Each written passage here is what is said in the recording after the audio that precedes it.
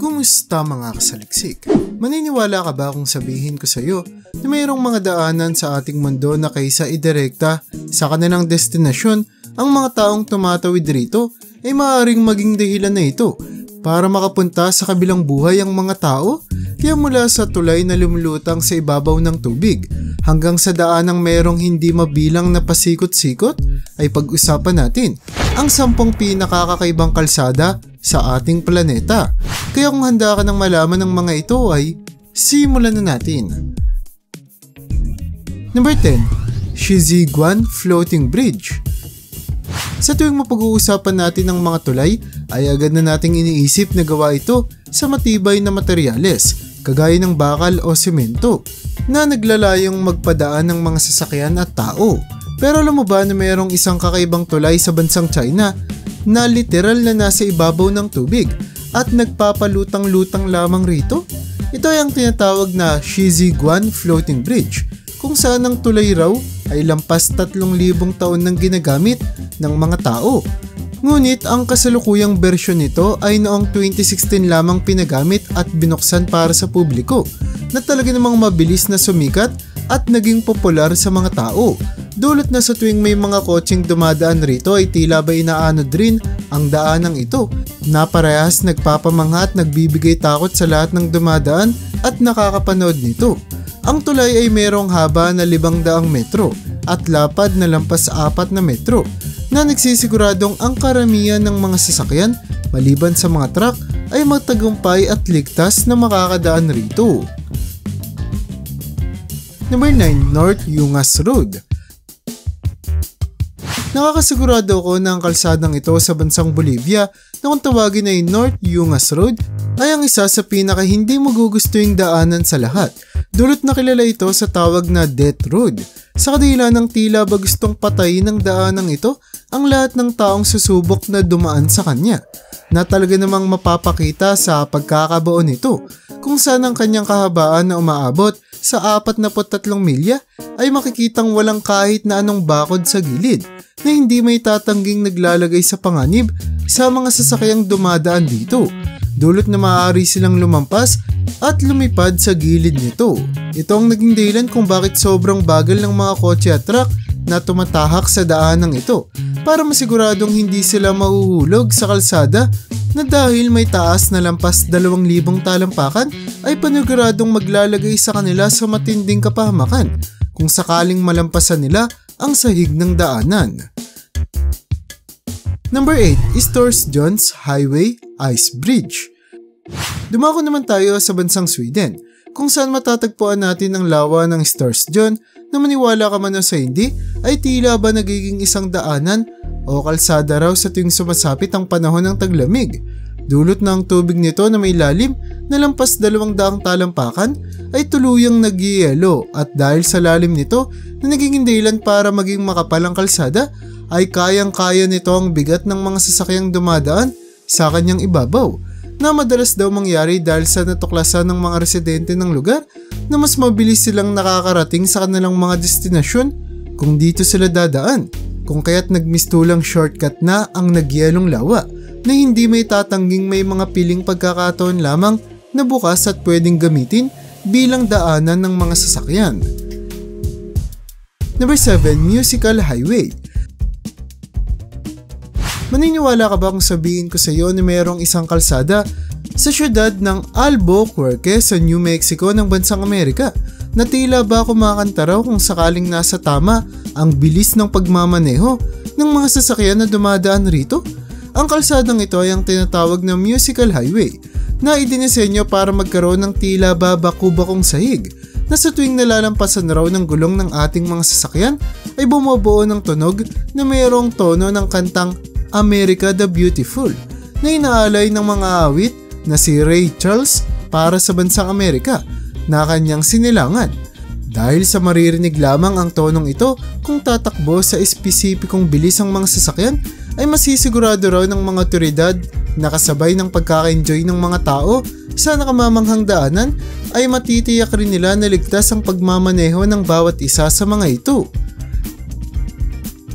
Number 6. Stelvio Pass. Kung narelax na kayo sa musical highway sa New Mexico, ay paniguradong mawawala ang pakiramdam na yan kung mabibisita kayo sa kalsadang ito sa bansang Italy na kung tawagin ay Stelvio Pass.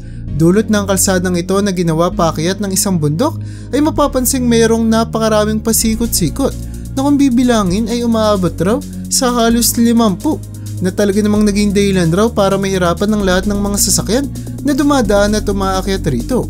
Dahil sa hindi rin mataas ang mga bakod sa gilid ng kalsadang Stelvio Pass ay mapapansing posible pa ring lumampas ang mga kotseng dumadaan rito na paniguradong magdudulot ng matinding disgrasya kung sakaling mangyari at tuluyan ngang magkatotoo.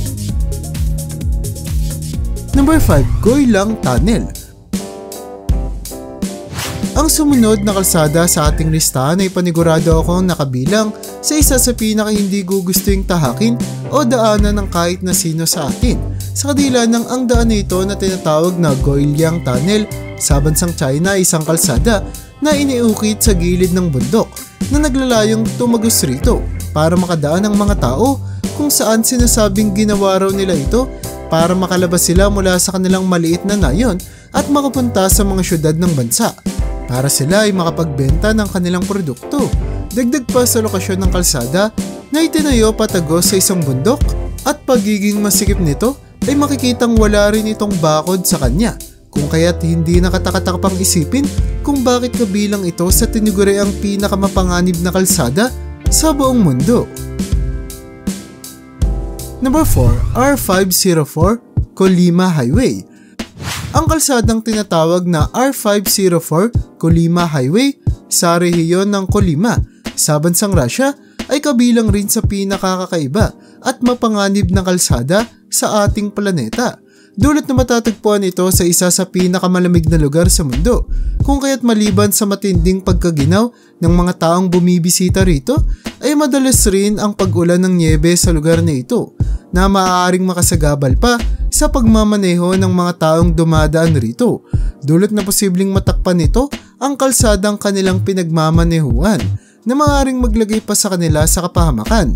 Ang kasaysayan ng kalsadang ito ay nagsasaad na ginawa ito ng mga preso noong dekada 30 pa, kung saan ang bawat isa raw sa mga presong ito ay hindi binigyan ng kahit na anong maayos na kagamitan na naging dahilan para marami sa kanila ang madisgrasya at mamatay habang ginagawa ang kalsada at dahil ang kanilang katawan ay ginawang pundasyon raw sa pagkakatayo nito ay paniguradong magtatayuan daw ang mga balahibo sa katawan ng kahit na sinong susubok na dumaan rito. Number 3. Jianmen Highway. Bumalik naman tayo sa bansang China kung saan makikita natin ang isang kakaibang kalsada na panigurado akong hindi aakalain ng marami sa atin na totoo at posible pala. At ito ay ang Jianmen Highway na mapapansing tila ba isang ahas na naging kalsada. Dulot na pasikot-sikot ang daanan nito na umabot ang haba sa halos 9 milya na talaga namang nakakahilong tignan at makita. Pero kung pagmamasdan ito mula sa malayuan ay paniguradong makikita mo ang nakamamangha at nabubukod tangi nitong kagandahan. Kagaya ng ibang mga kalsada sa ating listahan ay wala ring bakod ang gilid ng Jianmen Highway kung kaya't dapat siguraduhin daw ng lahat ng nagmamaneho rito na mabagal ang kanilang pagpapatakbo. Dulot na isang maling liko lamang nila ay maaaring kabilang buhay na ang magiging destinasyon nila. Number 2. Air Highway. Alam mo ba na mayroong kalsada sa bansang Australia na aabuti ng kahit na sino ng 2 o 3 araw para lamang malampasan? Ang kalsadang ito ay ang Air Highway na kilala sa pagiging pinakamahabang diretsong daanan sa buong bansa. Dulot na umaabot sa 70 milya ang haba nito na bilang lamang daw ang may kayang sumubok. Ito ay dahil sa maliban sa kakailanganin ng tuloy-tuloy na pagmamaneho rito ay may mga hayop rin na madalas na tumatambay sa kalsadang ito kung saan kabilang sa mga ito ay ang mga llamas, agila at kangaroo na hindi may tatangging maaaring masagasaan ng mga sasakyan na dumadaan rito at parehong maglagay pa sa kanila sa matinding peligro. Ang kawalan ng kahit na anong pwedeng hintuan sa Air Highway ay tila ba isang matinding challenge raw sa pisikal at psychological na kalagayan ng mga nagmamaneho rito. Kung kaya't may ilang mga nagrereklamo sa gobyerno na kung pwede maglagay sila ng tindahan ng kape sa gilid nito, dulot na paniguradong mahaba-habang puyatan ang kakailanganing maranasan ng sino mang susubok na magmaneho sa kalsadang ito. Number 1. Jacob's Ladder. Ang huling kalsada sa ating listahan ay ang matatagpuan sa Tasmania ng bansang Australia, at ito ay ang tinatawag na Jacob's Ladder. Nakagaya sa karamihan ng daanan na kanina ay ating pinag-uusapan, ay mapapansing pasikot-sikot rin ang kanyang itsura, na dagdag pa sa mga panganib na aking nasabi rin kanina, ay maaari raw magkasalubong ang mga sasakyan na dumadaan rito. Dulot na dahil sa pasikot-sikot nitong mga daanan ay posibleng hindi nila mamamalayang mayroon na pala silang makakabungguan na hindi may tatangging magdudulot ng malaking kapahamakan. Kung hindi pa sapat ang mga posibilidad nito para lumayo at huwag ka nang dumaan sa Jacob's Ladder, ay dapat mo ring malaman na madalas nagkakaroon ng pagbagsak rito ng mga bato mula sa bundok na pinagkakatayuan nito, kung kaya't mataas ang posibilidad na mabagsakan at matamaan ng mga sasakyan na dumadaan rito na paniguradong hindi gugusting maranasan ng kahit na sino. At yan ang bumabuo para sa listahan natin sa video na ito. Talaga namang napakaraming makakaiba at hindi ka panipaniwalang kalsada ang maaari nating makita sa ating planeta, kung saan kahit pa ang karamihan sa mga ito ay mayroong sinusunod na itsura at disenyo, ay hindi ito naging dahilan para masiguro ang kanilang kaligtasan.